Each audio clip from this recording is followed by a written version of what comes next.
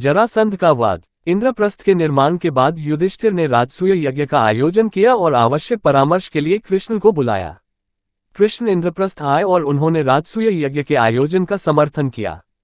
लेकिन उन्होंने युधिष्ठिर से कहा कि पहले अत्याचारी राजाओं और उनकी सत्ता को नष्ट किया जाए, तभी राजसूय यज्ञ का महत्व रहेगा और देश विदेश में प्रसिद्धि होगी। युधिष्ठिर ने कृष्ण के इस सुझाव को स्वीकार कर लिया। तब कृष्ण ने युधिष्ठिर को सबसे पहले जरासंध पर चढ़ाई करने की सलाह दी।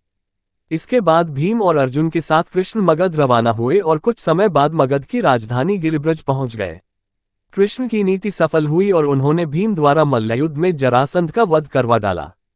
जरासंध की मृत्यु के बाद कृष्ण ने उसके पुत्र सहदेव को मगध का राजा बनाया।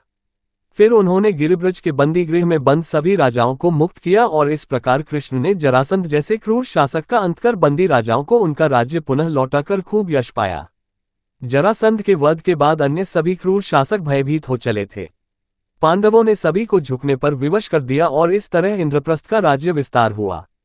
इसके बाद युधिष्ठिर ने राजसूय यज्ञ का आयोजन किया।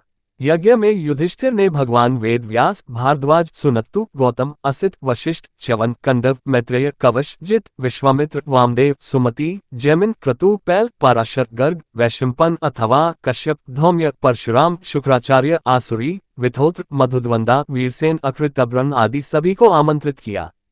इसके अलावा सभी देशों के राजाधिराज को भी बुलाया गया। इसी यज्ञ में कृष्ण का शत्रु और जरासंध का मित्र शिशुपाल भी आया हुआ था, जो कृष्ण की पत्नी रुक्मिणी के भाई का मित्र था और जो रुक्मिणी से विवाह करना चाहता था।